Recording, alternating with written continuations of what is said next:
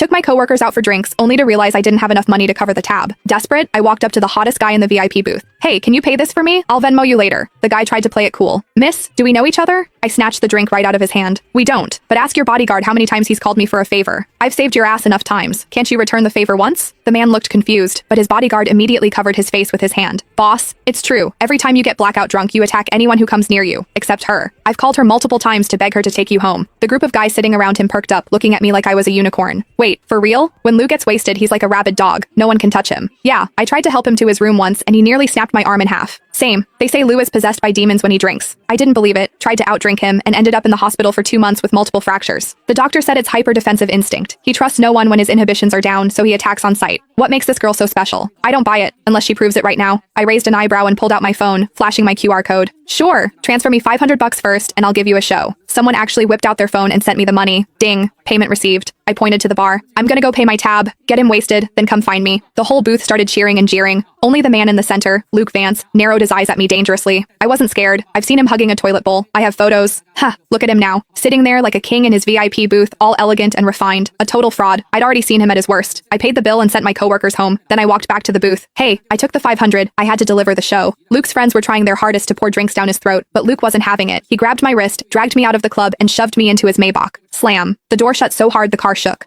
Like a shaken soda bottle finally popping its cap. I rubbed my nose. Hey, it's not my fault you only trust me when you're drunk. It's annoying for me too, you know? It all started 6 months ago. I was leaving work late when I saw a guy sprawled out in the middle of the street using a city bike as a blanket. It was hilarious. Being terminally online, I had to take a video. But when I got closer, damn, what a face. Too bad he was wasted, reeking of alcohol. He was muttering about being thirsty. I took out my water bottle and poured him a cup. He was surprisingly obedient, gulping it down. I tried to wake him up. Hey, you can't sleep on the street. Where's your phone? I'll call your friends. He ignored me, snoozing away on the asphalt. I had no choice but to pat him down. Found his legs were incredibly long, like model long. I found his phone, unlocked it with Face ID, easy when they're asleep, and FaceTime D the first contact on his list. I pointed the camera at his face. Hello? This phone's owner is sleeping on the street. If you're his friend, come get him. The guy on the other end didn't even ask for a location. He just screamed, back away from him, 5 feet, now. I thought he was worried I was going to rob the hot guy. I scoffed. Relax. I'm not interested in drunks. I'm sending you the location. Hurry up. The guy yelled again. Do not ignore me, unless you want to die. Psycho. I hung up. Then I sat on the curb to guard the guy. He decided my thigh was a better pillow than the bike. He slept like a baby under the moonlight. 10 minutes later, the friend arrived and looked at us like he was seeing a ghost. I swore. Look, I didn't touch him inappropriately. As soon as I spoke, the guy shifted. He wrapped his arms around my waist and buried his face in my stomach, treating me like a body pillow. I couldn't pry him off. I pulled his ear. Hey, wake up. Your friend is here. Let go. He didn't budge. I looked at the friend. Help me out here. I can't move his arms. The friend stood 5 feet away, refusing to move. I was pissed.